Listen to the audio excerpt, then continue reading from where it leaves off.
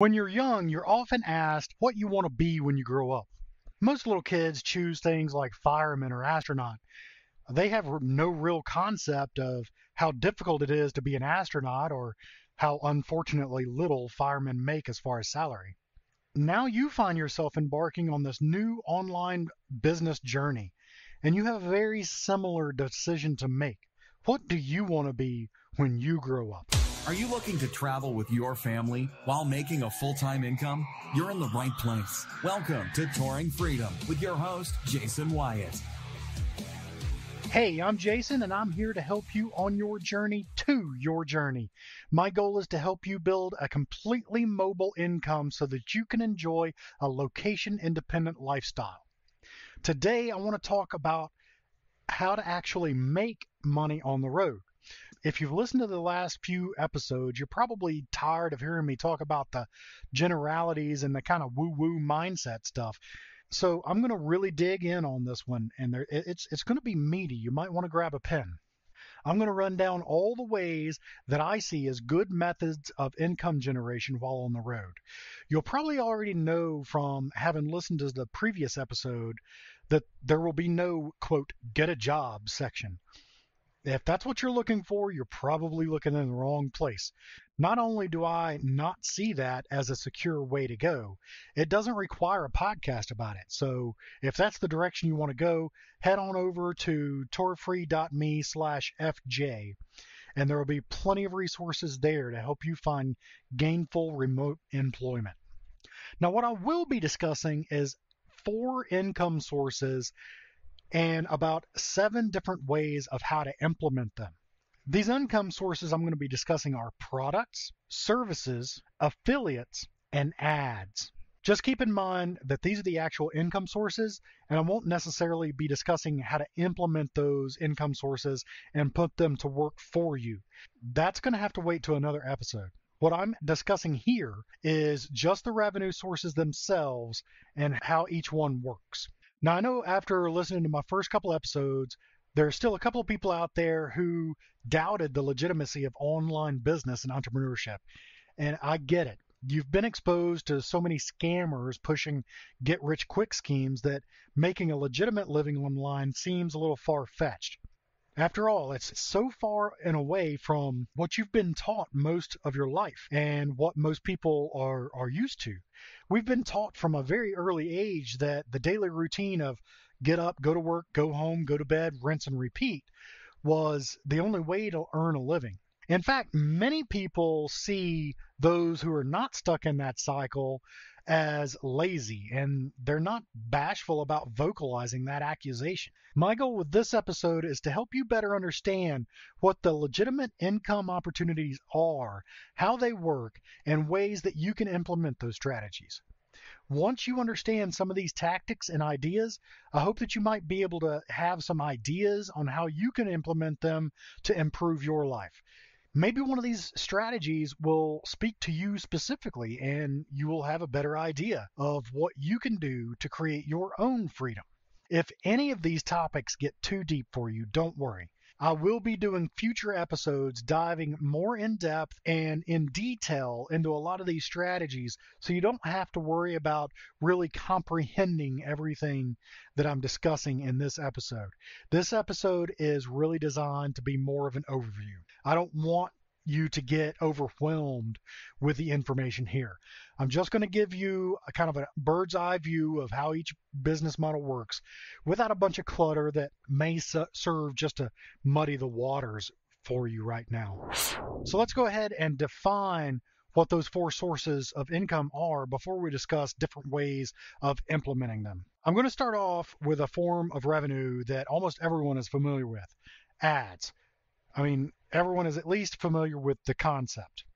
Everyone knows this revenue stream, if only for the fact that everyone has been exposed to them, whether it be print ads in newspapers and magazines, or commercials on TV and radio, or even relevant to the full-time RVer, billboards on the side of the highway. Most everyone knows what I mean when I say ads. Ads on the internet can take several forms. They may be just a still picture on the side of a website, that's kind of similar to billboards. These are called banner ads. There are also video ads like commercials on TV. You see these a lot on YouTube and increasingly on Facebook. Both of these are logical because they are very similar to the types of ads that we've been exposed to our entire life. Later on, we'll dig into some of the business models and throw in a couple of ideas that may not be quite so obvious. Now, another income stream could be offering a service. This could be bookkeeping, graphic design, audio or video editing, coaching, or many of the numerous services that can be offered remotely. The list is actually quite literally too long to list. This is where most of my income originates, since I offer online marketing services to businesses. Now, offering products is another way to make some money, and this is one of the ones that people are familiar with. This is literally selling products online. Now, while selling physical products makes sense to most people, something that many people don't think about is selling digital products. Digital products can take the form of ebooks or apps or software or even online courses. All of these are viable digital products can be sold to make a very nice living online. The good thing that makes the digital products even more lucrative than the physical ones is while the physical products carry with it a cost of goods sold, for the most part, digital products do not. While it is possible to run out of inventory on physical products, digital products can be infinitely reproduced. The final type of revenue I'm going to discuss in this episode is affiliate revenue. This is perhaps the most difficult type of revenue for some folks to wrap their heads around. You can basically think of affiliate revenue as a type of ad that you don't get paid for unless someone buys. Many times, this process is more lucrative for both the advertiser and the content creator. The reason is, while the advertiser doesn't have to pay until revenue has been generated for them, the commissions are usually higher than would be coming from advertisements. So the content creator, or affiliate as they are called in this case, makes more income if they're able to make sales. Now, with the affiliate model, sales are usually tracked through a unique link that is provided to the affiliate from the vendor. If the customer clicks on the unique link, they're tagged as having come from that specific affiliate, and if the customer buys, the affiliate will get credit for that sale. Some of the confusion on this concept comes from the customer feeling like the person who referred them is making money, which makes them spend more money. Like the price went up since they went through an affiliate link. And this is simply not the case. It doesn't cost the consumer any more money to go through an affiliate link as it does to go directly to the website. Let's look at an example. Amazon is perhaps the most popular affiliate program in the world. The reason for this is that people shop there anyway, so it's really easy to recommend a customer buy something from them.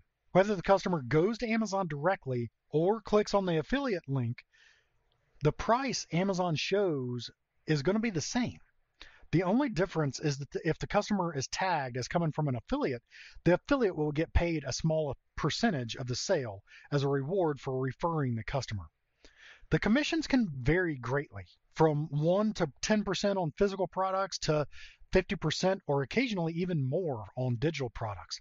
And while I used Amazon in this example, it was solely because they are the most well-known.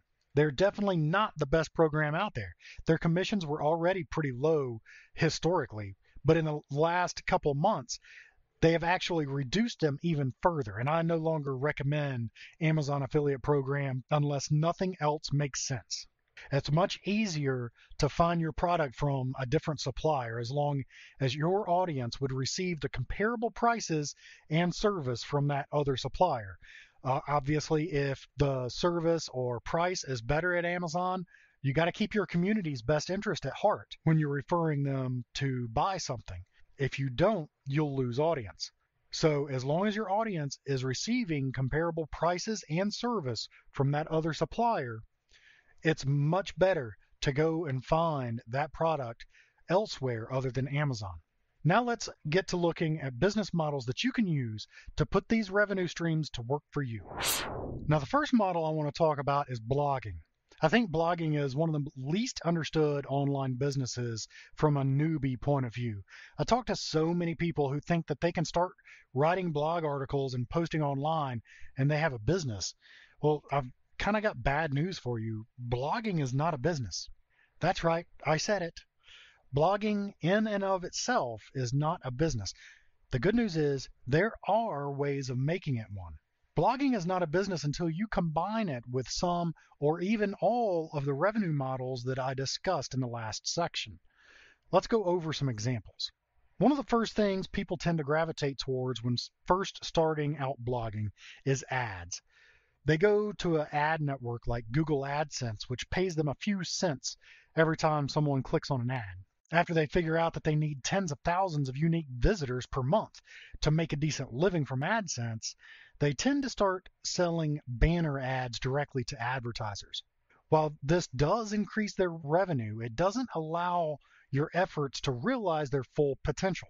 As proof of that, you only have to realize that the people placing ads on your site wouldn't be doing so if they weren't making more money by placing the ad than they had to spend on the ad itself. I would submit that you should be the person buying ads on your blog instead of selling that right to someone else.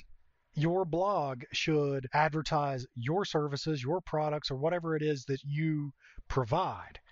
The blog is only to bring in people. Obviously, if you plan on having those hundreds of thousands of visits per month, maybe ads is the way you should go.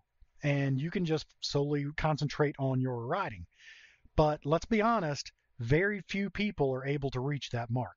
And what I'm trying to do is focus on good income generation that the masses can implement. At the very minimum, if you are running a blog, you should be generating affiliate income. This is a great place to start for 3 reasons. First, the products that you will be promoting have already been produced by someone else, so it's no extra work on your part. Second, if you're promoting relevant products and speaking in a way that makes sense to your audience, the sales are going to be much greater than a simple banner ad. That means your revenue will likely be higher as well. But probably the biggest reason this is a great place to start is that it can be used in conjunctions with all other revenue models. So if you still got some banner ads going, you simply add on affiliate recommendations on top of that to see how it goes. You can just dip your toe in the water. Since it does fit in well with the other revenue methods, affiliate income should rarely be phased out, if ever. It could just be added to on top of other sources of income. But let's get back to the real reason you should have a blog: to sell your product or service. You should have some sort of product or service to offer your audience. In fact, your blog should be the tool you use to gather an audience of folks within your target market. For instance, you could be selling pet products. This applies to both physical or digital products. For example, you could be selling dog collars or dog training courses. That's an example of both physical and digital products. You would want to create a blog about dogs, obviously, but you don't have to specifically focus on collars or training for that matter. You could write articles on health and nutrition of dogs, among a myriad of other topics. Your goal should be to provide your audience with the best content possible on a wide array of topics, while you ensure that the articles are attracting the exact target market for the product that you are selling. So in this example, you wouldn't want to publish any off-topic articles such as cat care, unless it was something to the effect of taking care of cats while not neglecting your dogs or something like that. It still has to go back to the dog thing. Make sure your content is always speaking to the same target audience as your products. So the next business model is YouTube. Yes, the great and all-powerful YouTube. I see so many people think they can just start a YouTube channel and make a living, but it's way more complicated than that. Even my son thinks that all he has to do is play video games on YouTube and all his problems will be solved for his entire life. So let's dive into this one and see how it really works. First, let's talk about ads. Ad revenue is the income source most commonly associated with YouTube. This is where you put up your YouTube video, but before someone can watch it, an ad plays. The person watches the ad, you get a few pennies. This is basically a revenue sharing program from Google. You produce the content and Google gets paid for displaying an ad on your content, and then in turn shares a small portion of that ad revenue with you as a reward for creating content that people want to watch. But it's not an easy program to get into.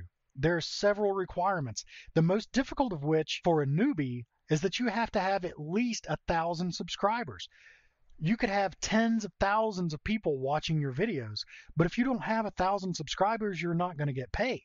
My good friend Ryan Bell from the YouTube channel Outdoors Embrace has an awesome channel all about van life. I recommend you go check it out. He's been making most, if not all, of his income from YouTube. He's done quite well with it. It's difficult for most people to reach that first 1,000 subscribers, but he was able to do it relatively quickly. I hope to have him come on a future podcast episode to discuss exactly what strategies he used to get to that point so quickly. But there are some pretty big dangers in relying on YouTube revenue share as your sole source of income. Ryan's revenue has dropped significantly since the COVID shutdowns and the crisis began. The average 3 months is only 30% average revenue of the prior 10 months. So to explain that and break that down a little bit further, Ryan provided some of his numbers to me, and I just averaged the last 3 months during the COVID crisis, and I came up with one number. And then I averaged the previous 10 months together and came up with another number.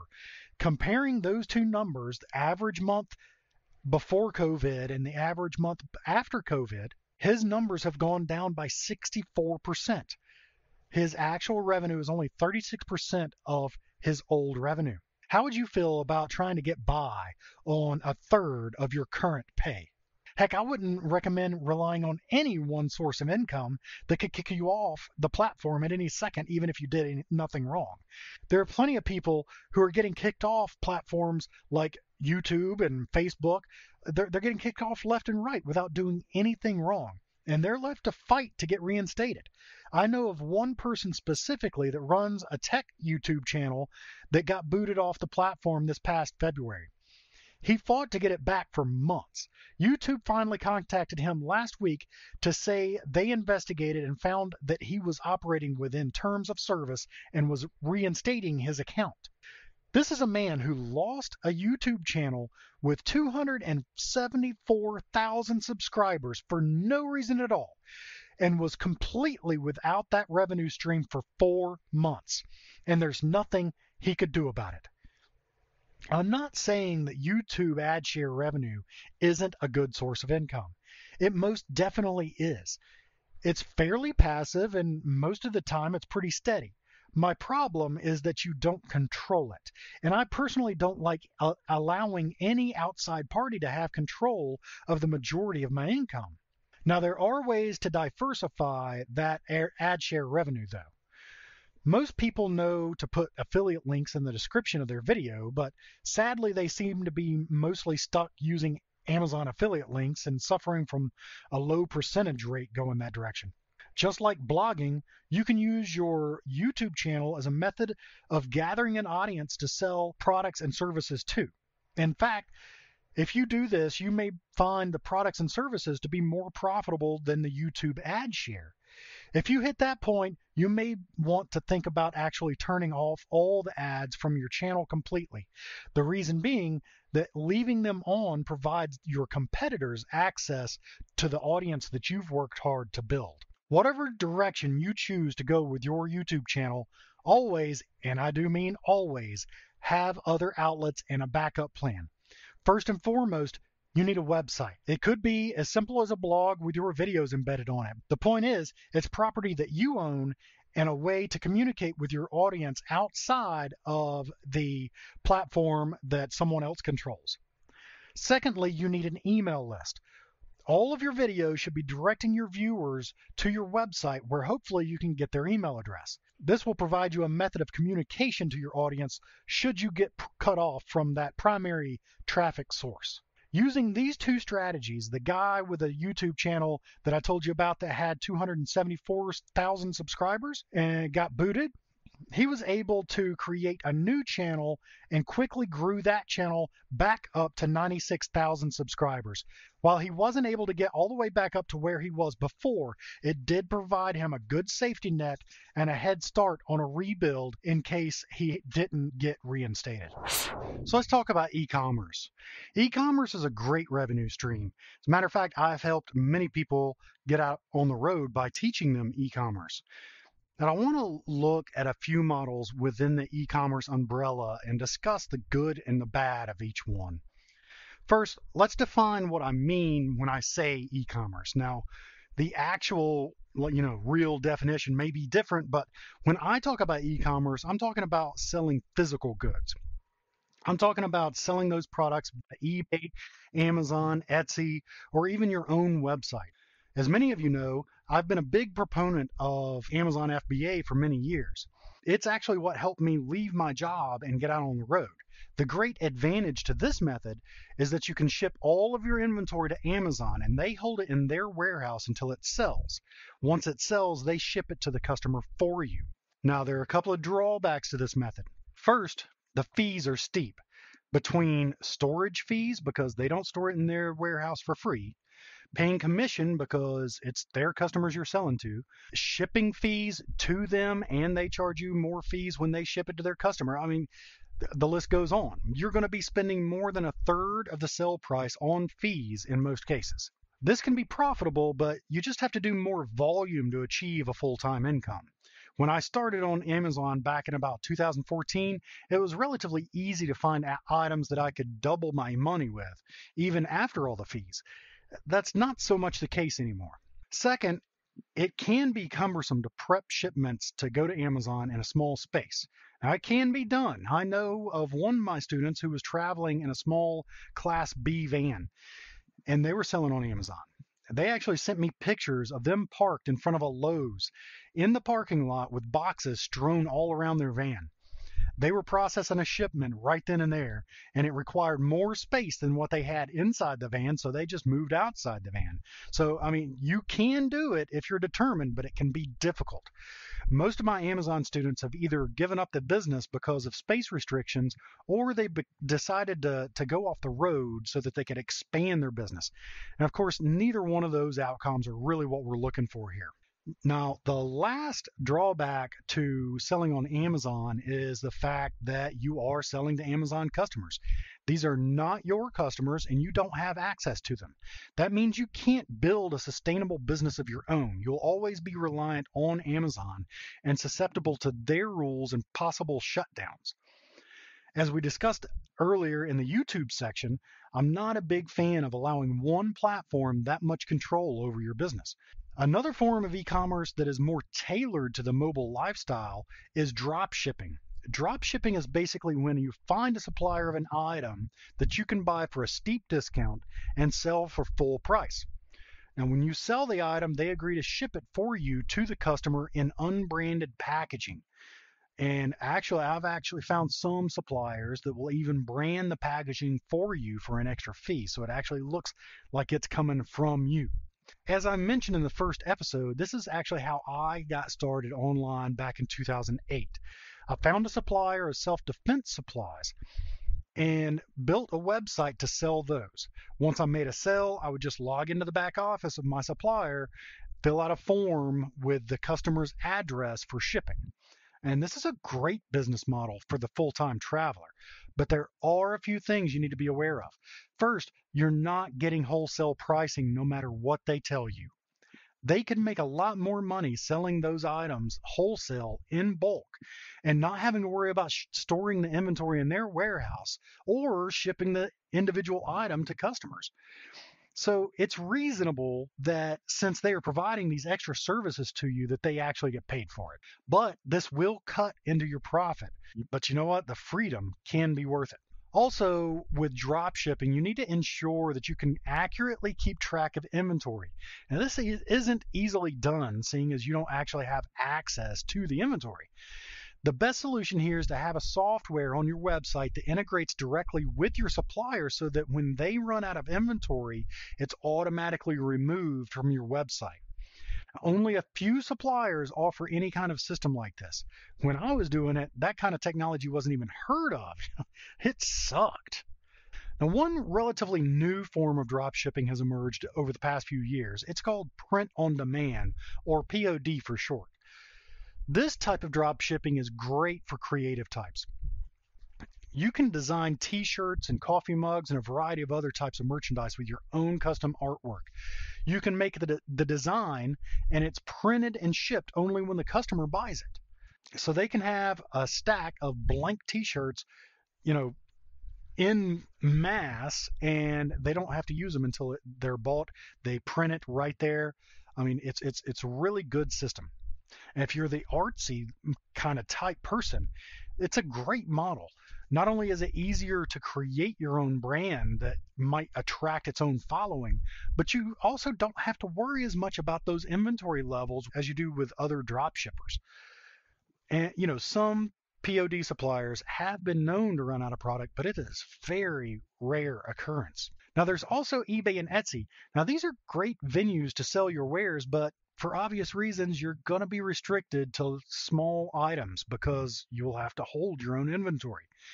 I do know of people who have done great selling things like newspapers and magazine clippings on eBay and small crafts on Etsy. It can be done.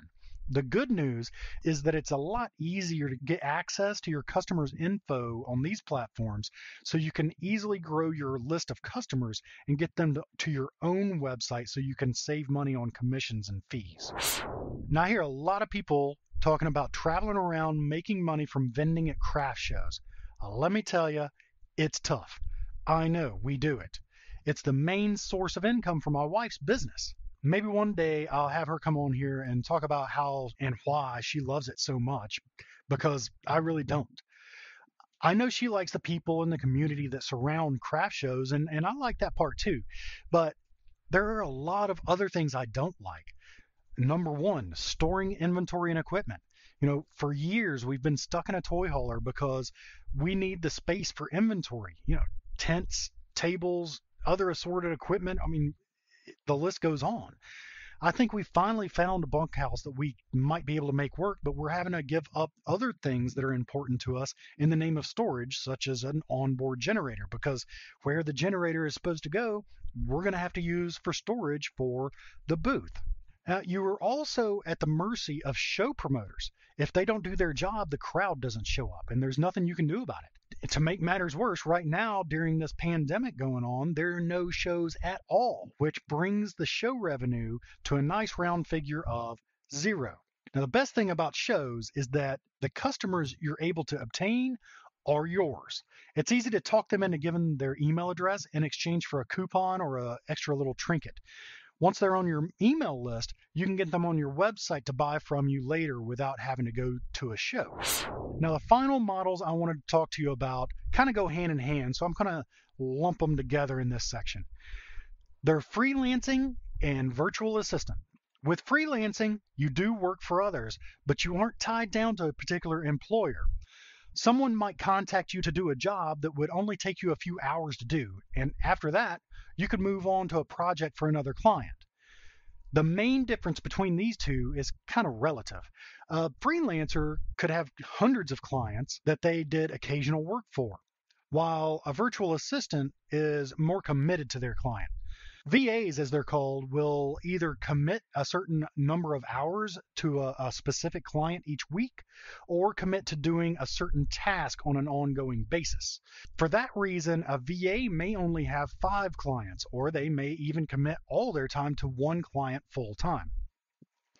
These type of businesses can be done through marketplaces, and that's really where you have to start, is a marketplace such as Fiverr or Upwork. It can be done independently on your own, but you're going to have to build up your reputation first. Now, the best thing about these models is scalability.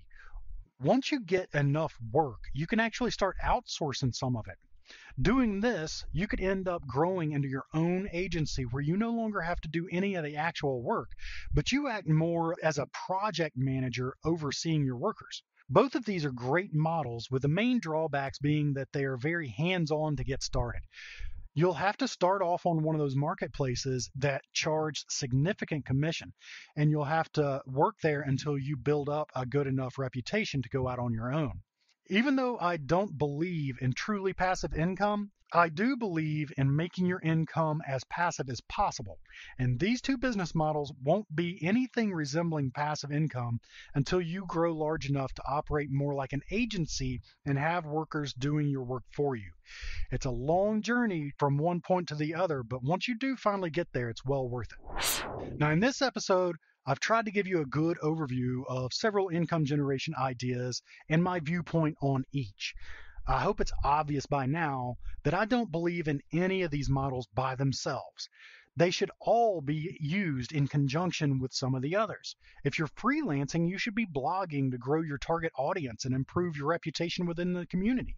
If you're YouTubing, you should be selling either physical or digital products. Also, this is definitely not meant to be portrayed as an all-inclusive list. I did my best to list a nice selection of business models that I see as the most viable options, but this should still only be seen as an idea generator and not the end-all be-all list of profitable mobile businesses. If I were to list them all, we would be here all day.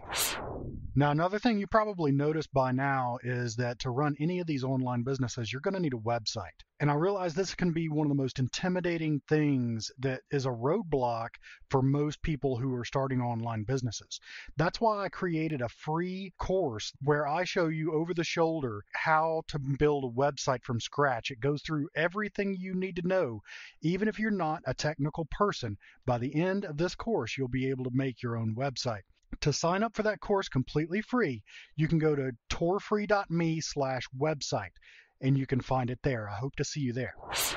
Make sure you subscribe to the podcast feed so that you don't miss future episodes where we'll dive deep into other forms of revenue generation and implementation tactics. And while you're there, go ahead and give the podcast a rating and review. Well, assuming it's a good review, of course. If it's a bad review, it would actually be better if you contacted me directly with your feedback so I understood what I can change to earn a 5-star review from you. Just shoot me an email at jason@touringfreedom.com. Let me know how you think I can improve the podcast.